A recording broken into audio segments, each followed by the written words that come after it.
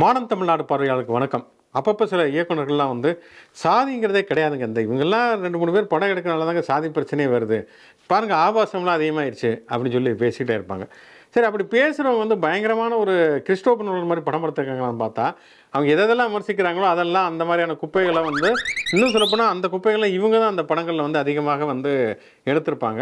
அப்படி பேசக்கூடிய மிக முக்கியமான ஒருத்தர் இயக்குனர் பேரரசு. அவர் வந்து தமிழ் சினிமாவில் வந்து அவர் எடுத்த படங்கள்ங்கிறது உலகத்தரத்திலான படங்கள்.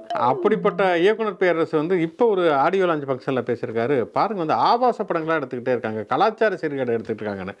அப்படி என்ன வந்து இயக்குனர் பேரரசு வந்து ஒரு உன்னதமான கருத்துக்களை தன்னுடைய படத்தில் சொல்லியிருக்காரு அப்படின்னு பார்த்தோம்னா, என்னாத்த சொல்வேனுங்கோ, தயிர் மாங்காய் வடுமாங்காய் ஊறுதுங்கோ, தயிர் சாதம் ரெடி பண்ணுங்க அப்படின்னு சொல்லிட்டு உள்ளே போய் அதை ஆராய்ச்சி பண்ணி பார்த்தீங்கன்னா அவ்வளோ ஆபாசம் இருக்கும். அந்த ஒரு பாட்டில் எடுத்து பார்த்தீங்கன்னா அவ்வளவு ஆபாசங்கள் இருக்கும்.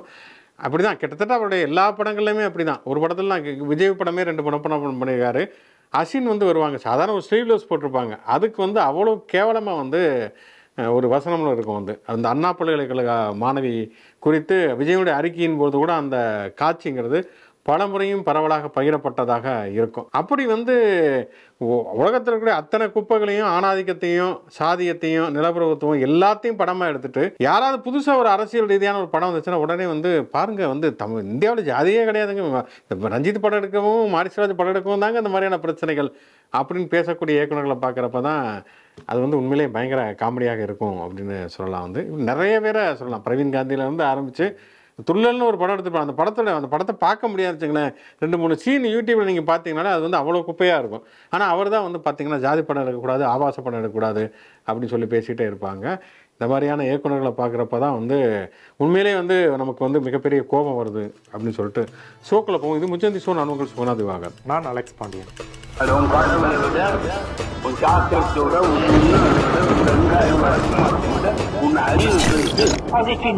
ஒரு அடர்ந்த கானகத்தின் இடையே ஒரு தனிமையின் வெப்பத்தை தாழக்கூடிய ஒரு வெக்கையான ஒரு பிரஜைக்குள் போகிற பொழுது என்னன்னு கேட்குறீங்களா? விஜயனுடைய அறிக்கையின் இந்த மாதிரிலாம் வருவதற்கான வாய்ப்புகள் இருக்கிறது.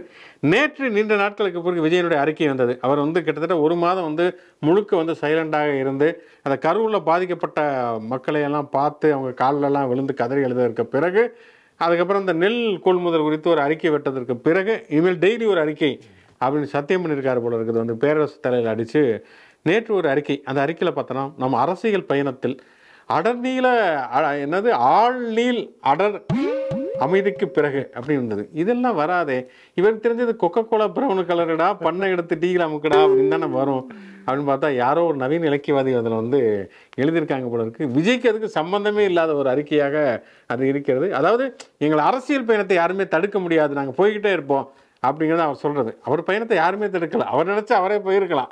அவரே போகாமல் அவரே வீட்டுக்குள்ளே முடங்கி கிடந்தார் அப்படிங்கிறது தான் உண்மை.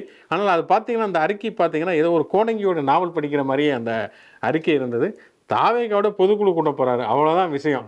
அதுக்கு வந்து பார்த்தோம்னா வந்து அப்படியே வந்து ஒரு பாலி நாவலில் ஒரு 18 பக்கம் படித்தது மாதிரி அப்படியான ஒரு அறிக்கையை வந்து அவர் தயார் செய்திருந்தார் அப்படிங்கிறத நம்ம பார்க்கிறோம். அடுத்தடுத்து தாவேக்கா குறித்து பல்வேறு விதமான அப்டேட்ஸ் வந்துக்கிட்டே இருக்கிறத பார்க்குறோம். இப்போ பொதுக்குழு கூட்டுறாங்கன்னு சொன்னால் ஆக்சுவலாக என்னென்னா பொதுக்குழு கூட்டித்தான் ஆகணும். ஒரு அங்கீகரிக்கப்பட்ட தேர்தல் ஆணையத்தில் பதிவு செய்யப்பட்ட ஒரு கட்சிங்கிறது ஒரு குறிப்பிட்ட கால அளவில் பொதுக்குழுவையும் செயற்குழுவையும் கூட்டித்தான் ஆக வேண்டும் என்பது இங்கே இருக்கக்கூடிய ஒரு விதி. அந்த அடிப்படையில் தான் வந்து குறிப்பிட்ட காலக்கெடுவில் ஏற்கனவே பொதுக்குழு கூட்டியிருந்தாங்க. இப்போ வந்து திருப்பி வந்து கூட்ட வேண்டிய ஒரு அவசியம் இருக்கிறது. அந்த அடிப்படையில் வந்து பண்ணியிருக்கிறாங்க. அவங்களுடைய அரசியல் நிலைப்பாடுகள் என்னவாக இருக்க போகின்றன அப்படிங்கிறதா ரொம்ப மிகப்பெரிய கேள்விக்குறியாக இருக்கிறது. ஏன்னா வந்து உண்மையிலே ரொம்ப ஆச்சரியமான ஒரு விஷயம். திமுகவை தான் அவங்களுக்கான அரசியல் எதிரி, பாஜக கொள்கை எதிரி அப்படின்னு அறிவித்தாலுமே கூட பாஜகவை விமர்சிப்பதை விட திமுகவை தான் தொடர்ச்சியாக கடுமையாக விமர்சித்துக் கொண்டிருக்கிறார்கள் அப்படிங்கிறத பார்க்கணும். அது தாவேக்கா தலைவர் விஜயிலேருந்து ஆரம்பித்து சாதாரண சோசியல் மீடியாவில் இருக்கக்கூடிய வர்ச்சுவல் வாரியர்ஸ் வரைக்குமே திமுக தான் விமர்சனம் பண்ணியிருக்காங்க. ஆனால் திமுக வந்து இப்போ இந்த சிறப்பு வாக்காளர் பட்டியல் திருத்தம் குறித்து ஒரு அனைத்து கட்சி கூட்டத்தை வந்து கூட்டப் போகிறது, ஸ்டாலினுடைய தலைமையில் நடக்கப் போகிறதுனுடைய திமுகவை சேர்ந்த பூச்சி முருகன் வந்து தாவேக்கா அலுவலகத்தில் புஷி ஆனந்துக்கு அழைப்பு விடுத்திருக்கார். நீங்கள் வந்து இதில் கலந்துக்கணும் அப்படின்னு சொல்லிட்டு. உண்மையிலேயே ஒரு அரசியல் நாகரிகத்தின் பார்ப்பட்டது வரவேற்கத்தக்க ஒன்று. அவங்க கலந்துக்குவாங்களா அப்படிங்கிறதான் கேள்விக்குறி. ஏன்னா தாவேக்காவில் இருக்கக்கூடிய அந்த அருண்ராஜ் அவர் வந்து நாங்கள் வந்து அந்த எஸ்ஐஆரை வந்து எதிர்ப்பு தெரிவிக்கணும் அப்படின்னு அவர் பேட்டி கொடுத்துருக்கார். இருந்தாலும் திமுக கூட்டக்கூடிய அனைத்து கட்சி கூட்டத்துக்கு அவங்க வருவாங்களா அப்படிங்கிறது சந்தேகத்துக்குரிய ஒன்று தான். ஏன்னா வந்து திமுக மேலே எங்களுக்கு நம்பிக்கை இல்லைங்க, எங்களுடைய அரசியல் எதிரிங்க, அவங்க கூட்டத்துக்கெல்லாம் நாங்கள் வரமாட்டோம் அப்படின்னு சொல்றதுக்கு வாய்ப்பு இருக்கிறது. திமுக கூட்டுற கூட்டத்துக்கு அவங்க வராமல் இருக்கிறதுங்கிறது ஆச்சரியம் இல்லை. ஆனால் தேர்தல் ஆணையம் ஒரு கூட்டத்தை கூட்டியிருக்கு. அதில் வந்து எல்லா கட்சிகளும் போயிருக்கிறாங்க.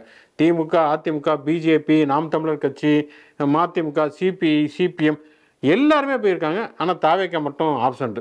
அவங்க வந்து எதிர்ப்பு தெரிவிக்கிறேன்னு சொல்கிறாங்களே தவிர தேர்தல் ஆணையம் கூட்டக்கூடிய கூட்டத்தில் கூட அவங்க போகலைங்கிறப்ப நாளைக்கு திமுகவுடைய கூட்டத்துக்கும் அவங்க வருவதற்கு வாய்ப்பு இல்லை.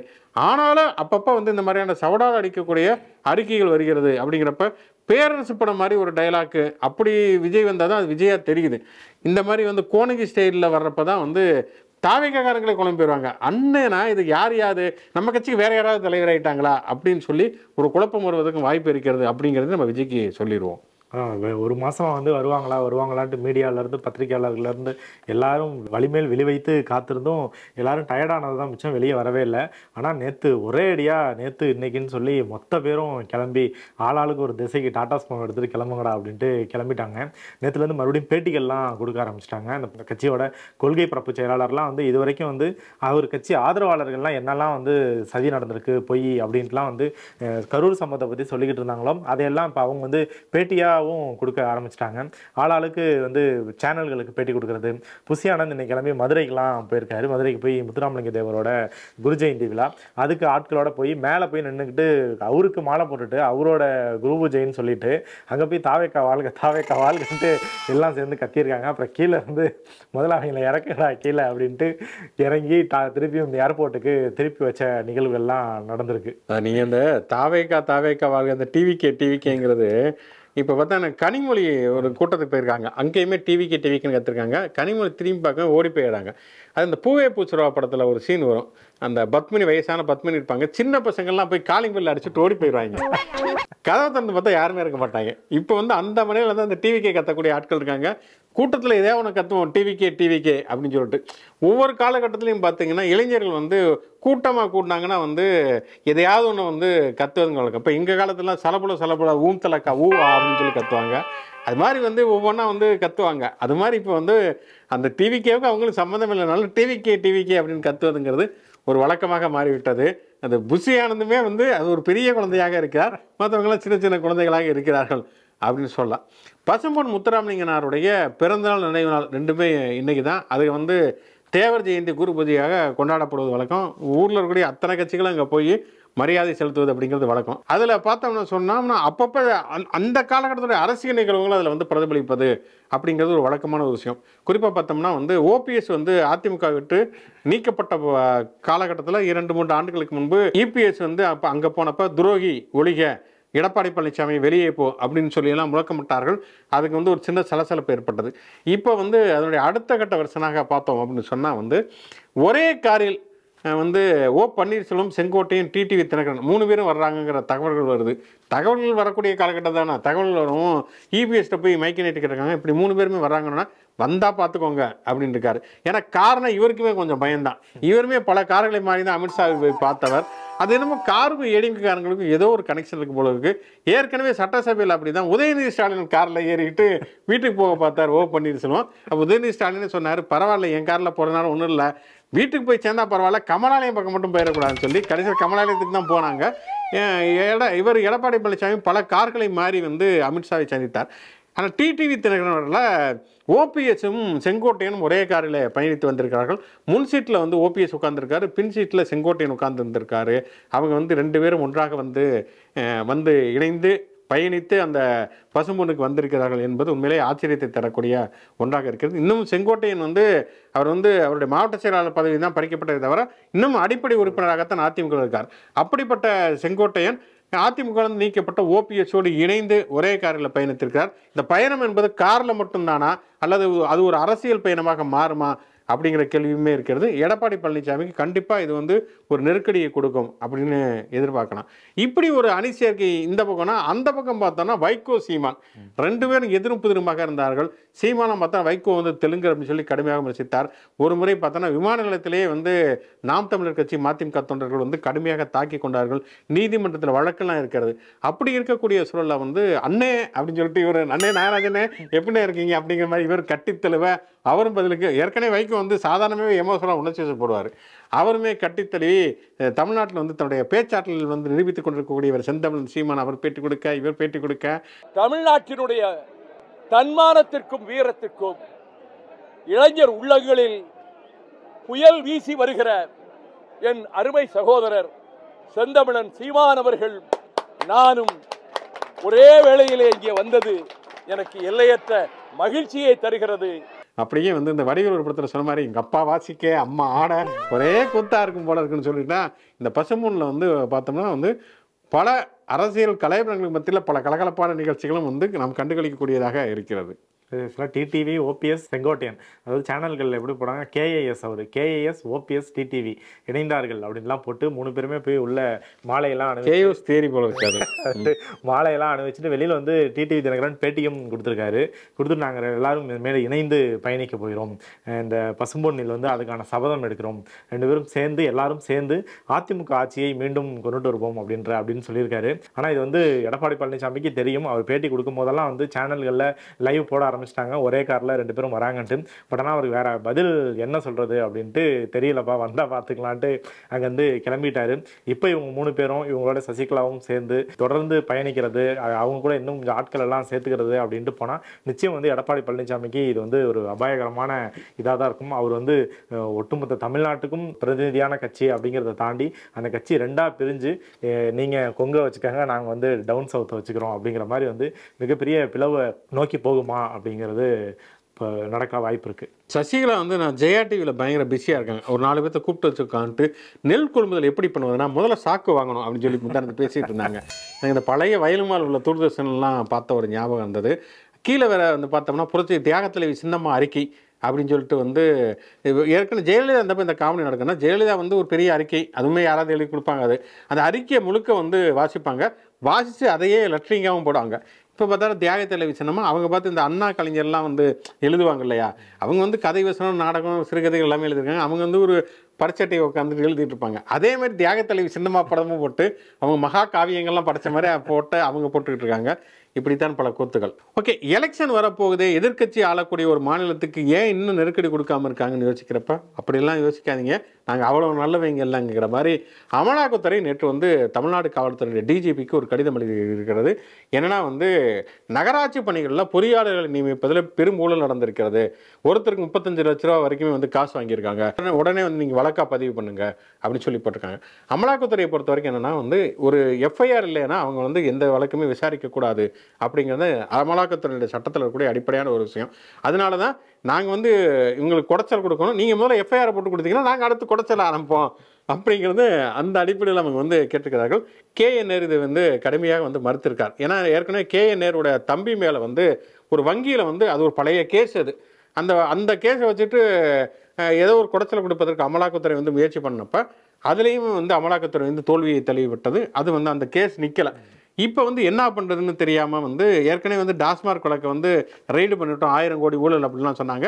கடைசியில் இப்போ வந்து உச்சநீதிமன்றத்தில் கொட்டு வாங்கினது தான் மிச்சம். அமலாக்கத்துறை இயக்குனரே வந்து ஆஜராகணும், இவங்களுக்கு வந்து ரெய்டு நடத்துவதற்கெல்லாம் எந்த விதமான அனுமதியும் கிடையாது, உரிமையும் கிடையாதுன்னு சொல்லிட்டு கடுமையான கண்டனங்கள் வந்து உச்சநீதிமன்றம் ஏற்கனவே தெரிவித்திருக்கிறது. அந்த வழக்கு ஒரு பக்கம் விசாரணையில் போய்கிட்டு இருக்குது. அப்படி இருக்கக்கூடிய சூழலில் தான் டாஸ்மார்க் ரெய்டுங்கிறது வந்து கதைக்காகலை, KN நேரு தம்பி கதையுமே வந்து பெருசாக ஆகலை. அப்படிங்கிறப்ப இப்போ வந்து இந்த வந்து கையில் எடுப்போம் அப்படின்னு சொல்லி எடுத்திருக்கிறார்கள்.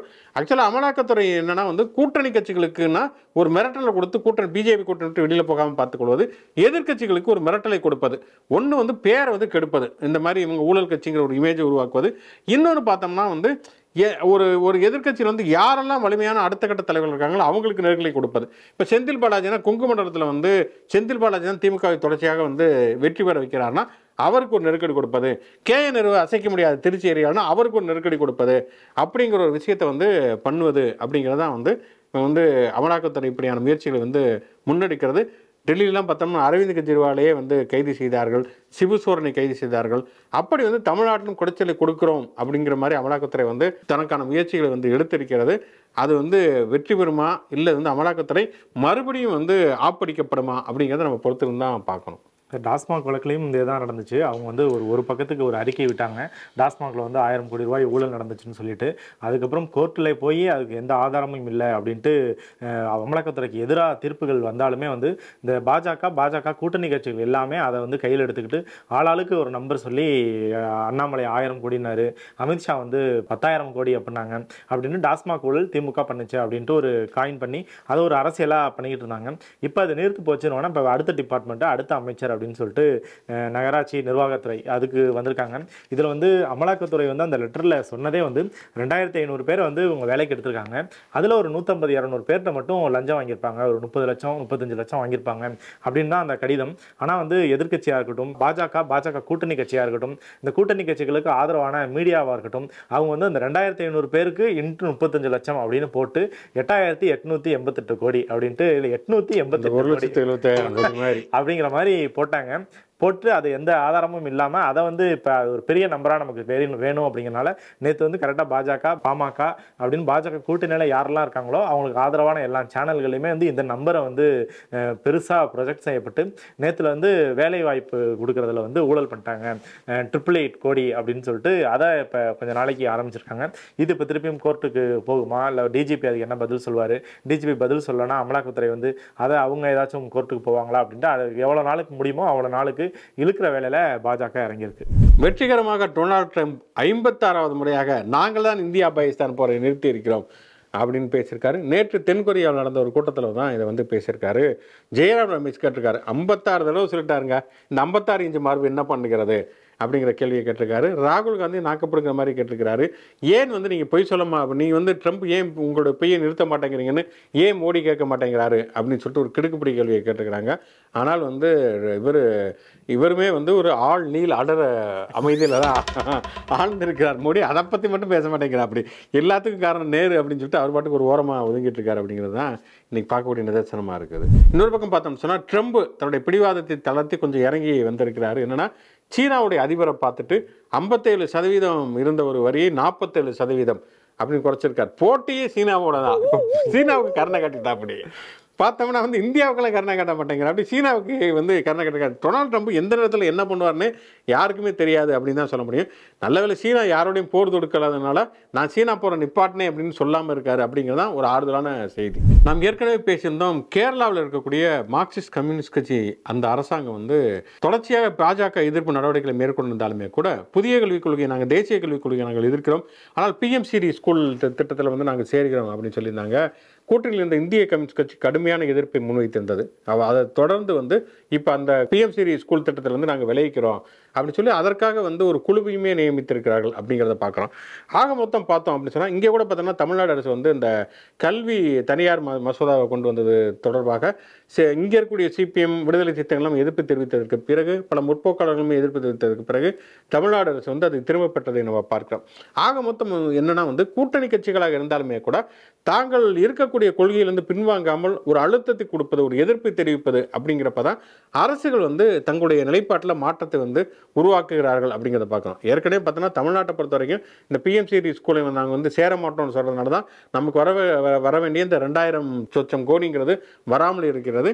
இருந்தாலும் இந்த இழப்பு இருந்தாலுமே கூட எங்களுடைய கொள்கையில் நாங்கள் உறுதியாக இருக்கிறோம்னு சொல்லி தமிழ்நாடு அரசு வந்து அப்படியான நிலைப்பாட்டை முன்னெடுத்தது. இப்போ கேரள அரசுமே முன்னெடுத்திருக்கிறதுங்கிறது உண்மையிலேயே ஒரு வரவேற்கத்தக்க ஒன்று அப்படின்னே சொல்லலாம். அதே மாதிரி நம்ம தொடர்ச்சியாக நம்ம பேசிக்கிட்டே இருந்தோம், இந்த வெடிகுண்டு மிரட்டல்ங்கிறது தொடர்கதையாக இருக்கிறதுன்னு. இப்போ என்னன்னா வந்து கடந்த சில நாட்களாக ஒரு 2-3 வாரங்களாக பார்த்தோன்னா இதுவரைக்கும் 229 வெடிகுண்டு மிரட்டல்கள் வந்திருக்கிறது அப்படின்னு சொல்லி காவல்துறை தெரிவித்திருக்கிறது. இதில் பாம்பு எது பழுது எது அப்படின்னு சொல்லி இது கயிறா இது பாம்பானே தெரியலை அப்படிங்கிறதுனால கயிறு நினச்சிட்டு விட்டுட்டோம்னா பாம்பு கொத்திருங்கிறதுக்காக என்ன ஃபோன் கால் வந்தாலுமே வந்து உடனடியாக போய் சோதனை பண்ணுவது அப்படின்னு சொல்லிட்டு போய் அந்த மாதிரியான விஷயங்களை அவங்க பண்ண ஆரம்பிச்சிருக்கிறாங்க.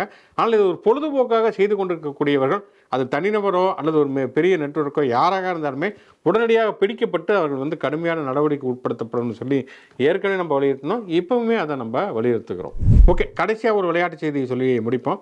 என்னன்னா வந்து சோனியா காந்தியும் லல்லு பிரசாத் யாதவும் தங்களுடைய மகன்களை வந்து பதவியில் அமர்த்துவதற்கு ஆசைப்படுகிறார்கள் அப்படின்னு ஒருத்தர் சொல்லியிருக்காரு. யாருன்னா அமித்ஷா. எந்த அமித்ஷாவுடைய மகன் ஜெய்ஷா வந்து மீண்டும் மீண்டும் வந்து கிரிக்கெட், அவருக்கு கிரிக்கெட்டுக்கும் அப்படி என்ன, அவர் கிரிக்கெட்டு அவர் வீட்டு பக்கம் கூட விளையாண்டு யாருமே பார்த்தது கிடையாது. அவர் வந்து கிரிக்கெட் வாரியத்துடைய தலைவராக எப்படி ஆனாரோ அந்த அமித்ஷா வந்து வாரிசு அரசியலை எதிர்த்து பேசுகிறார் அப்படிங்கிறது உண்மையிலேயே ஒரு மிகப்பெரிய நகைச்சுவை அப்படின்னே சொல்லலாம். இப்படி பல்வேறு விதமான நகைச்சுவை செய்திகளுக்கும் சீரியஸான செய்திகளுக்கும் விவாதிப்பதற்கும் உரையாடுவதற்கும் தொடர்ந்து மாடர்ன் தமிழ்நாடு யூடியூப் சேனலோட தொடர்புகள். முச்சந்தி ஷோவை லைக் பண்ணுங்க, கமெண்ட் பண்ணுங்க. மாடர்ன் தமிழ்நாடு சேனலுக்கு சப்ஸ்கிரைப் பண்ணுங்க. யூடியூப் மாதிரியே மற்ற சமூக இணையதளங்களையும் நமக்கான பேஜஸ் இருக்கு, அங்கேயும் லைக் பண்ணி ஷேர் பண்ணி உங்களோட ஆதரவை தொடர்ந்து கொடுங்க. மீண்டும் ஒரு நிகழ்ச்சி சந்திப்போம். நன்றி.